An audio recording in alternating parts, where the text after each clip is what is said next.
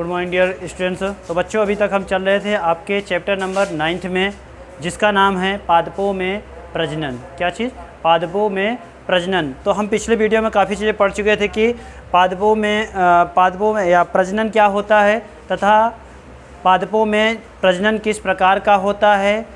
पादपों में हमने 2 प्रकार के प्रजनन के बारे में पढ़ा था कि पहला है हमारा लैंगिक प्रजनन, दूसरा है अलैंगिक प्रजनन। कौन सा? पहला लैंगिक प्रजनन और दूसरा अलैंगिक प्रजनन। लैंगिक प्रजनन क्या होता है? ऐसा प्रजनन जिसमें क्या होता है कि नर तथा मादा युग्मक, ठीक है, नर तथा मादा युग्मक दोनों संयुक्त रूप से क्या करते हैं? भाग लेते हैं या सहयोग करते हैं। ऐसे प्रजनन को ही क्या कहते हैं? हम लोग लैंगिक प्रजनन कहते हैं। जबकि अलैंगिक प्रजनन में किसे कहते हैं? जिसमें क्या होता है? जिसमें नर या मादा एक, क्या चीज़? नर या मादा मतलब एक ही लिंग के युग्मकों का केवल संयोग द्वारा क्या होता है? प्रजनन होता है। वही हमारा क्या कहता है? अलैंगिक प्रजनन कहलाता है। आइए देखते हैं आगे। एक पूर्ण फूल के विभिन्न भाग। क्या चीज़ बच्चों?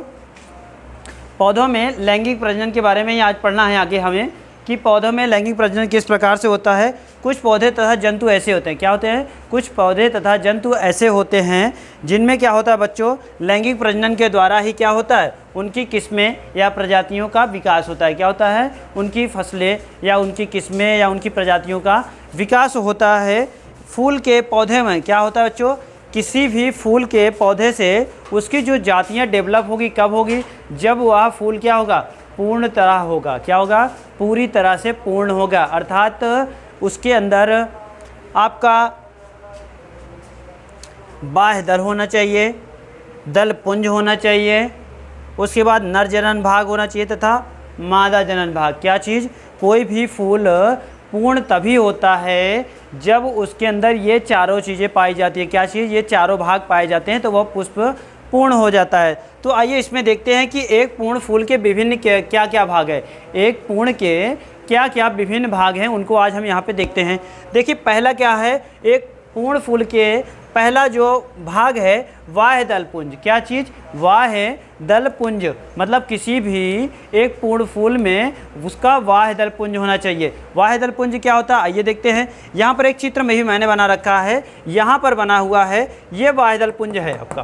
क्या चीज़? ये वाह्य दल पुंज है जिस पर पूरा का पूरा फूल आश्रित होता है, जिस पे उगता है, जिसमें निकलता है, जिस पे जुड़ा रहता है। आइए देखते हैं क्या होता है। बाह्य दल पुंज क्या होता है? किसी भी फूल का वह बाहरी भाग होता है। या क्या होता है? सबसे बाहरी भाग होता है जिस पर क्या होता है? बाह्य दल पुंज में जब कलियां लगती हैं, किस पे? क्योंकि इसी के ऊपर ही कलियां निकलती हैं। ये कलियां जो निकलती हैं इसकी क्या करती है? संरक्षा करती है। क्या करती है? सुरक्षा करती है। क्या करता है बच्चों? सुरक्षा का कार्य करता है। आगे देखते हैं दूसरा क्या है? दल पुंज। क्या चीज़? दल पुंज। दल पुंज क्या होता है? दल पुंज किसी पूर्ण फूल का यह दूसरा वृत्त होता है। क्या होता है? दूसरा चक्र होता है। इसकी जो पत्तियां होती हैं सभी की सभी हरी होती हैं। क्या होती हैं? हरी होती है। ये देखिए, ये भी हरी है, ये भी हरी है, ठीक है, ये सभी हरी होती हैं। इसकी पत्तियों को क्या कहा जाता है? पंखुड़ियाँ कहा जाता है। क्या कहा जाता है बच्चों? पंखुड़ियाँ कहा जाता है। किसके? दल पुंज के। इसमें देखिए क्या और चीज़ होता है? दल पुंज में क्या और क्या विशेषताएं हैं? दल पुंज यह फूल का वह भाग होता है जो कि क्या होता है? सुंदर होता है, चमकीला होता है, विभिन्न रंगों से सज्जित होता है। क्या होता है? इसमें विभिन्न रंग होते हैं तथा क्या होता है? इसमें सुगंध भी पाया जाता है। क्या पाया जाता है? सुगंध पाया जाता है। जिसके कारण से बच्चों क्या होता है कि यह विभिन्न तरह के कीटों को, मतलब जब प्रजनन होना है या परागण होना है तो परागण के समय क्या होना चाहिए बच्चों? ये क्या करता है? विभिन्न कीड़ों को तथा मनुष्यों को अपनी ओर आकर्षित करता है जिससे कि उसका परागण हो सके। परागण होता क्या चाहिए? पहले इसको भी समझ लेते हैं। नहीं तो परागण क्या होता है? परागण से द्वारा क्या होता है बच्चों कि एक किस्म की दूसरी जो बीज, मतलब जो पराग कण होते हैं, यहाँ पे देखते हैं बच्चों, देखते हैं ये पराग कण होते हैं। इसके ऊपर पराग कण, टिप पे इसके पराग कण लगे रहते हैं सिर पर। ये क्या होता है? इसके अंदर जो स्त्री केसर होता है उसके अंदर जा सके तो ये जो पराग कण का स्त्री केसर के अंदर जाना ही क्या कहलाता है? परागण कहलाता है।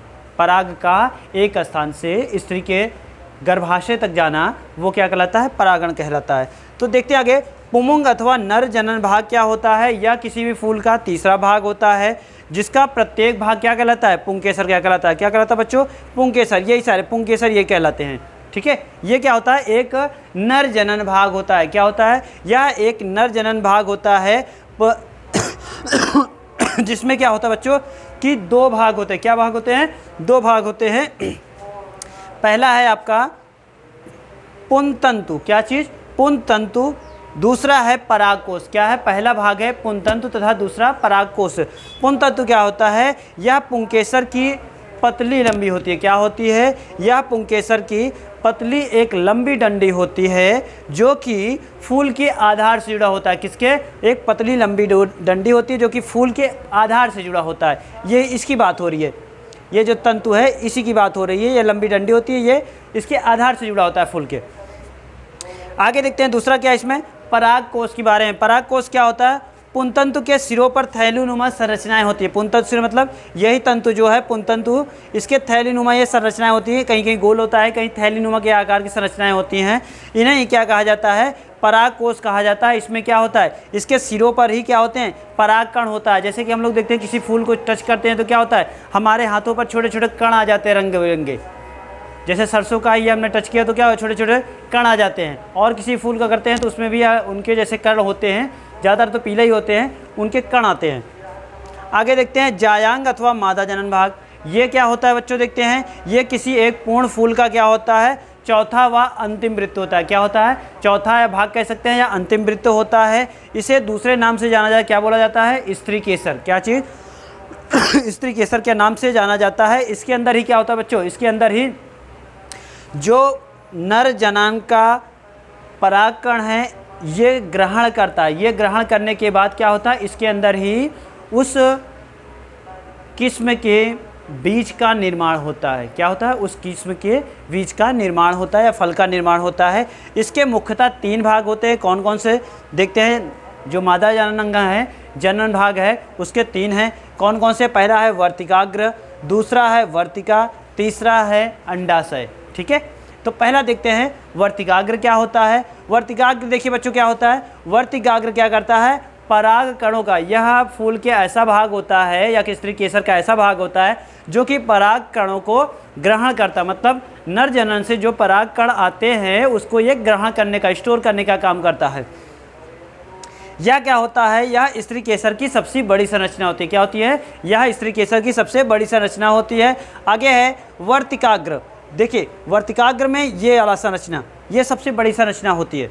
आगे देखिए वर्तिका क्या होता है, वर्तिका ये अंडाशय से क्या करता है, ये अंडाशय को क्या करता है, वर्तिकाग्र को जोड़ने का कार्य करता है। कौन, वर्तिका करता है। आगे है तीसरा अंडाशय। अंडाशय क्या होता है, स्त्री केसर का सबसे निचला भाग होता है जो कि फूला होता है। ये फूलों में इसका नॉर्मल यदि इसको सेक्शन काट दिया जाए तो क्या होता है कि जैसे हम लोग सरसों का देखते हैं तो ये ऐसे नुमा से एक संरचना पाई जाती है। तो यही क्या होता है, ये अंदर पाइप के नुमा ये खोखला होता है। इसके अंदर आराम से क्या हो सकता है, परागकण प्रवेश कर सकते हैं। और इसी के अंदर क्या होता है बच्चों, इसी के अंदर ही हमारे बीज का निर्माण होता है, या कह सकते हैं छोटे छोटे जो परागकण हैं वो अंडाशय से निषेचित होकर वो क्या करते हैं, इनके बीजों का निर्माण करते हैं। आगे देखते हैं, ये अंडाशय की आंतरिक गुहा में क्या होता है, आंतरिक गुहा में अंदर की ओर अंडाणुओं से भरे होते हैं जिसमें एक या एक से अधिक कक्ष होते हैं। एक या अधिक से कक्ष होने का मतलब है यदि किसी चीज़ का, किसी पौधे का एक उस फल में केवल एक ही बीज होते हैं तो उसमें एक कक्ष होंगे। यदि उस पौधे में एक से अधिक बीज होते होंगे तो उसमें क्या होंगे, एक से अधिक कक्ष होंगे। जैसे सरसों में क्या होते हैं, एक से अधिक बीज होते हैं तो उसमें कई सारे कक्ष बने रहेंगे। जैसे कि आम है, आम में केवल एक कक्ष होता है, एक बीज होता है तो उसमें एक ही कक्ष होगा।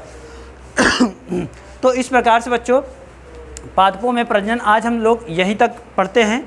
नेक्स्ट वीडियो में हम लोग इस चैप्टर जो पादपों में प्रजनन है आगे सारी चीज़ें पढ़ते हैं, क्या क्या चीज़ है इसमें। जैसे कि है आपका परागकण क्या होता है या परागण क्या होता है, स्वपरागण और परपरागण, इन सब चीज़ों को नेक्स्ट वीडियो में हम कवर करेंगे।